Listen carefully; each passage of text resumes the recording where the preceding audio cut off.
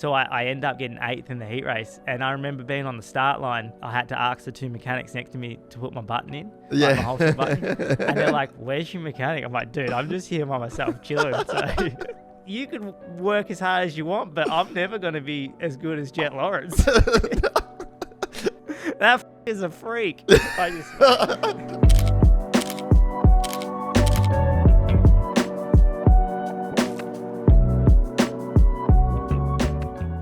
I met a gypsy. You're not doing it for clout. You're not doing it for Instagram. Like, you don't give a fuck about any of that stuff, which kind of sucks because it probably holds you back on like the sponsorship, financial side of it. But then on the other side, like, you just get to have so much fun. It's like no one's looking at you. No one's expecting all this shit that you got to like deliver. Like, you're literally racing Supercross in its most purest form. Like, you're just doing it because you want to. It's almost to a problem now because I'm getting pretty old doing this, and it's like with the whole COVID thing, it's kind of extended it out a few years, and it took me so long to be able to get here.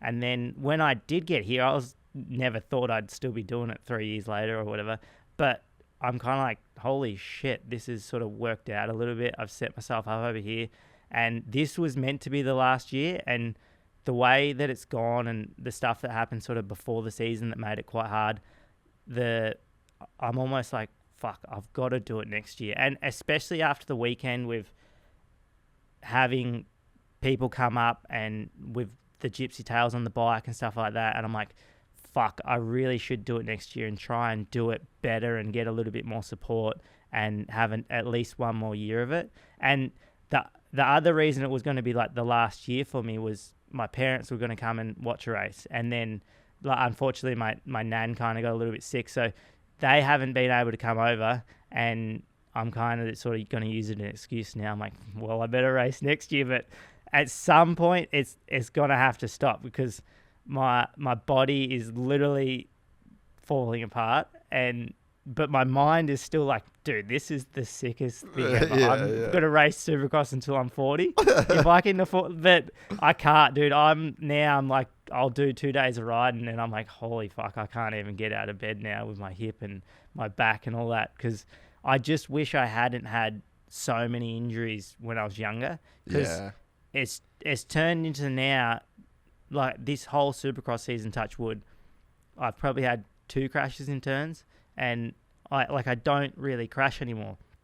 Whereas when I do crash, I just fall apart, and so all those injuries when I was younger have caught up to me. Like, my back is just like, I tried to sleep on the floor last night at home because my back was just so hurting so bad after sitting in the car for 15 hours and stuff like that. So I really do need to stop, but I'm having too much fun that I haven't really figured out. Like, everyone always says you should be trying to figure out what you're doing. You should be building up to what you're going to do after racing.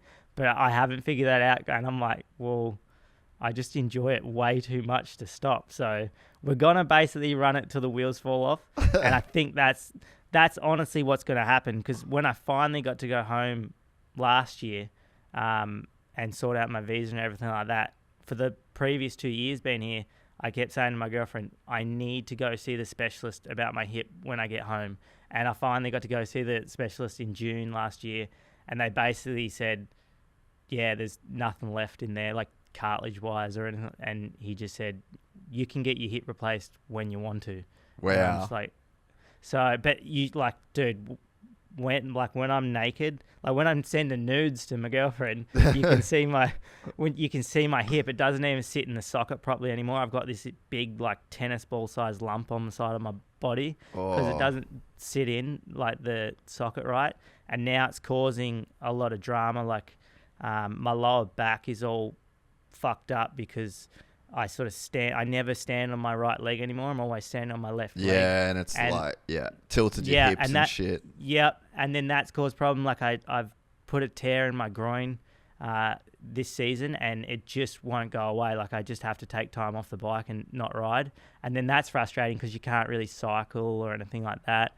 And then just that whole area, because I had my coccyx bone removed in 2016. Really? So just, yeah, because I've broken it so many times, it had curled under and wouldn't heal. Fuck. So it's just like my body's a mess when you think about it. Like I've fractured T4, 5, 6, no, 7, 8, 11 in there. I'm not even sure. I've fractured so many vertebrae in my back. Never badly, but just enough to really sort of bother me now. Yeah, I hate to watch myself ride because I've had so many shoulder injuries that I ride with my elbows really down and my back is really curved. Yeah. So I kind of look, it's not like technique wise, it really bothers me now but I just can't do it. Like I've had 11 scapular fractures.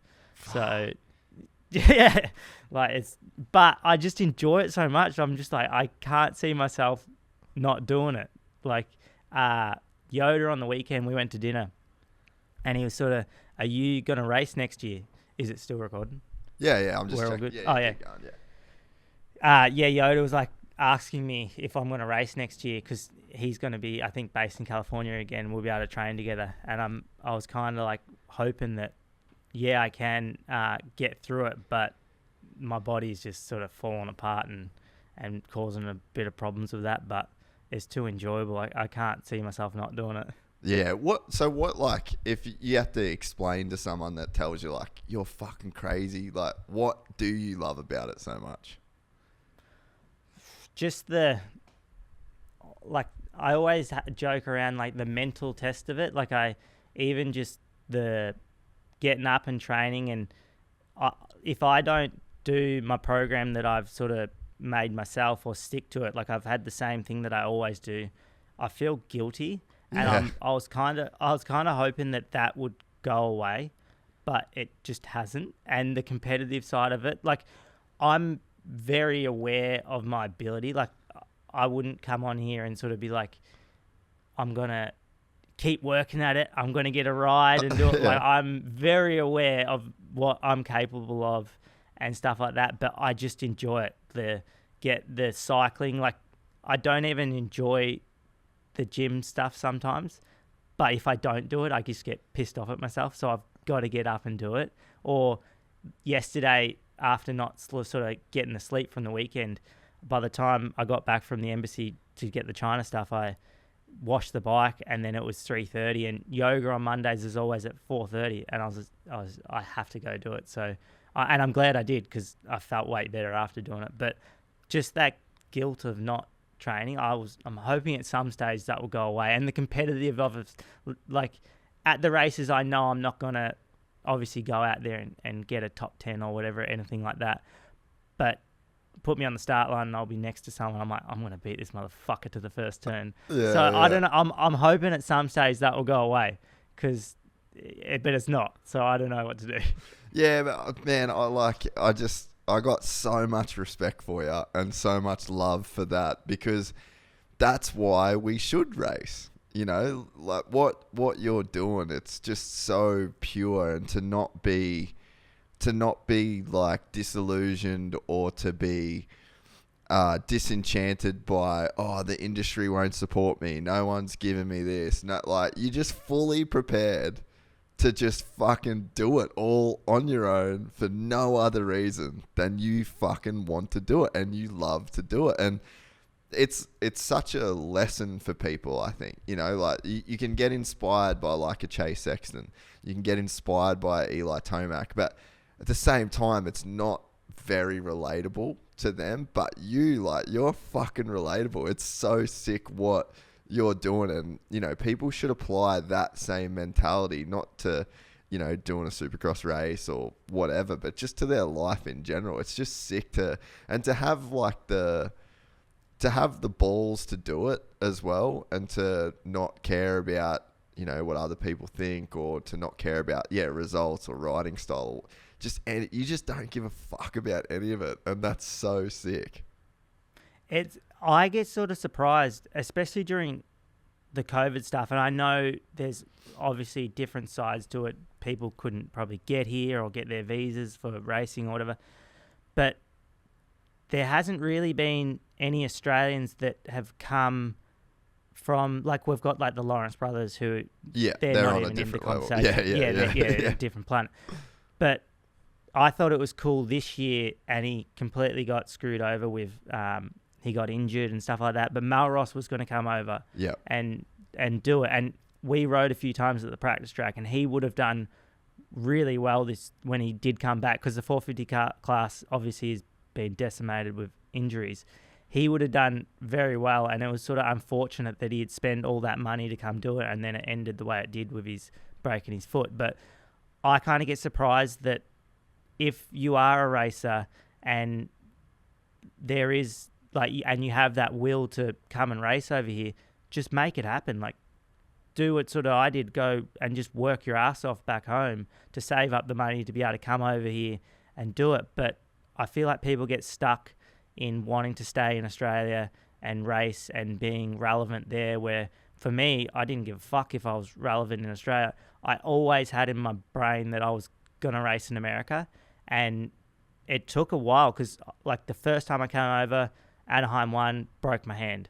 Second time I came over, I was going to like race, and I had got hurt before the season, so I was going to do East Coast, drove all the way to the East Coast, first day at Club MX, broken shoulder. So those first few times I tried, I completely screwed it. But I always thought, I'm still going to race in America at some stage. And I think that is a little bit delirious. Yeah, but you got to be delusional.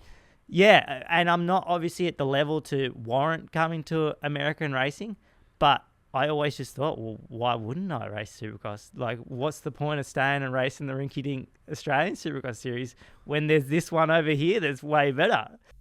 We're excited to announce the launch of our new membership site, gypsytales.com, packed with exclusive content and perks that you won't find anywhere else. This is your chance to become a part of the Gypsy Gang. And as a special bonus, if you sign up to an annual membership, you'll be entered into the draw to win our custom-built TC125. Gypsy Gang.